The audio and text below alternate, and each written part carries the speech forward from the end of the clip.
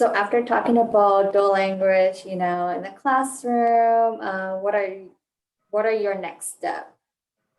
What is your plan? I think for me, I would definitely continue using all the poll strategies because it's something that's been working great in our classroom, especially with the dual language model, the 50-50 model, to be able to support the children, using the book and the selective vocabulary and the chant, and just all those poll strategies that we've been using. We will definitely continue to use them. Another thing that we really like is the family interest form, where we get to know more about the family and we get to know more about the child and what the family wants for the child or how their family is structured. So, I mean, that's something that's been working great to just kind of getting to know them a little more. Even now that we were doing virtual learning, we started doing the forms virtually so that we can get to know the children. Some of the children are moving on from another classroom. So it's a way to get to know them a little bit more and get to know their family a little bit more. So definitely we'll continue using all those strategies. For sure. I think Eva and I were talking earlier about the family language survey and how it's so nice. Unexpectedly, at first when I got the form, I was like, I don't want to do this. Because it felt so invasive, but it's things you want to know. And it kind of gives you a reason to fall back on and say like, hey, I'm going to ask you these questions as part of this form. And it kind of gives you a doorway into getting to know families on a deep level faster than just trying to connect with them during drop off or pickup, or so it kind of gets to know them faster to a level you want to be at with them. So I love the family language interest survey. As you know, I haven't been doing this for a super long time, but something that I love, I wouldn't say unexpectedly, but the intentional message, I use that often in my class. I teach 3-year-olds, and it's really cool. When we were physically in person, my students would go over and point and pretend to be saying the sentence. And it just brought a nice intention to the day. So even as we were doing activities kind of freely around the classroom, you could kind of bring it back to what we were learning about and what we were talking about. And it just brings focus and intention to the day. So I will keep working on those. Something I need to work on is songs. I'm not the best. So I work with people to help me get better at that. But that's something I'm working on, I would say, for sure. What about you, Eva? Okay, for like Ms. Marixa said about the distant learning. So for the things we are working on to support the parents right now is we record ourselves singing songs, reading books, and then we send to the parents that the way they can hear they can show the babies, and the babies they can hear us.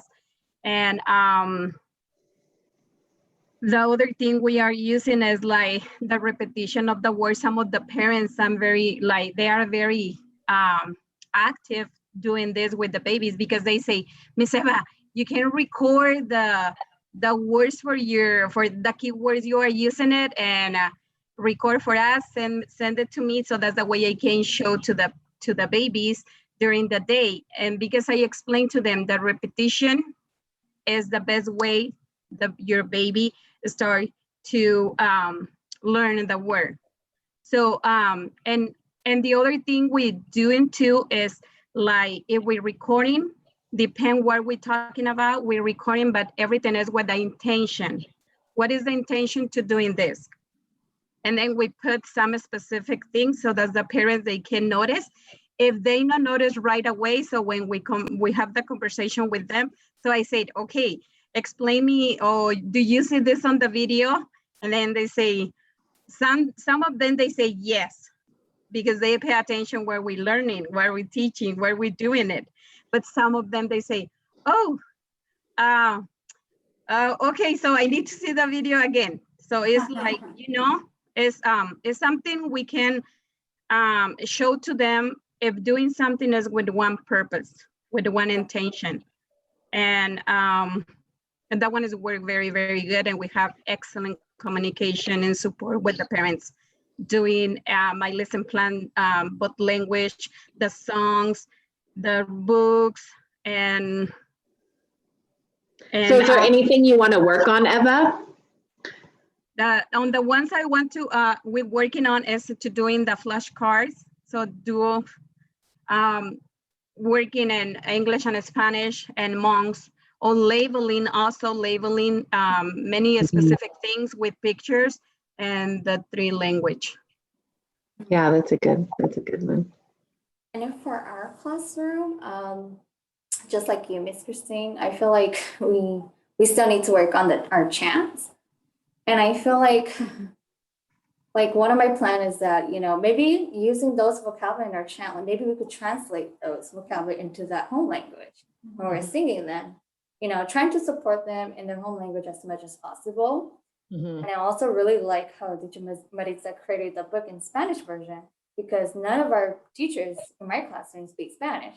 So I'm just like, okay, we could always get that support from another teacher, and then send those book home, doing that, they have that home support. So I really like that one. So that definitely is one of my plan. And another thing, I just feel like consistency is very important, with speaking another language. And so I know that prior to this group, we had more diverse students who speak like Laos and Hmong. And then before in our environmental support, we have things that are labeled in Spanish and English, right? But we definitely didn't label and the other language that are not visual or to us, that we don't really see, because there's only one student that speaks Hmong. So we're like, okay, we're kind of go with the majority of the student. So we just do Spanish and English. But one thing I plan to do next is maybe even though we're just labeling those items in those 2 languages, we could also speak to them, using those vocabulary or those items and label it out, say, hey, this is how you say this in Spanish and English, but you could also say this in your home language. So that's one thing. I just feel like whatever we do, using the poll, in English, we could always do that in their home language. Yeah.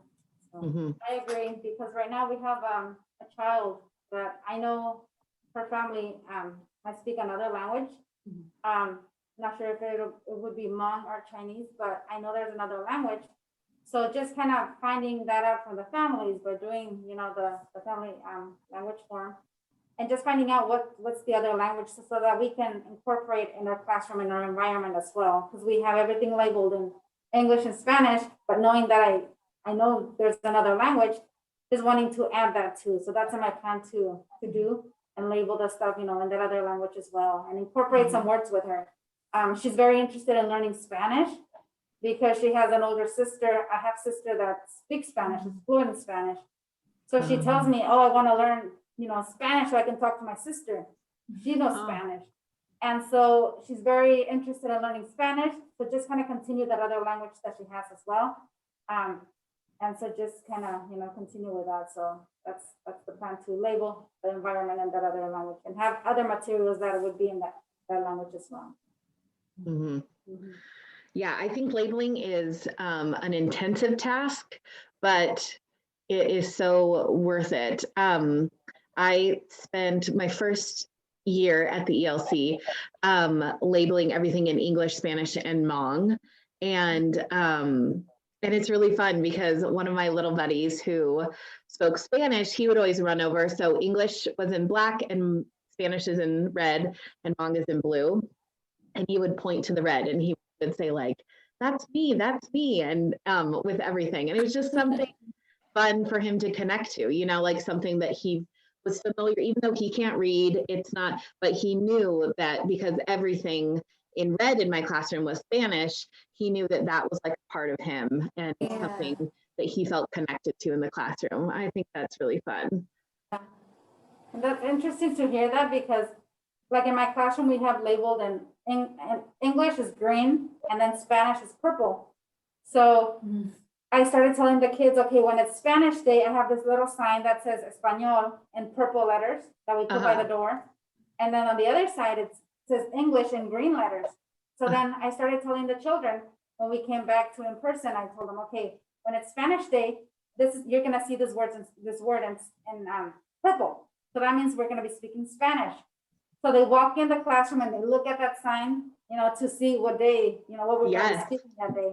So it's very interesting to see, to hear that, the child in your classroom can relate, to the color related to the language. So yeah.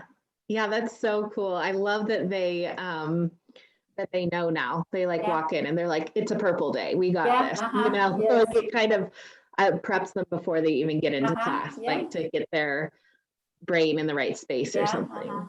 That's so cool. And let me repeat one of the words one of the mommy told us.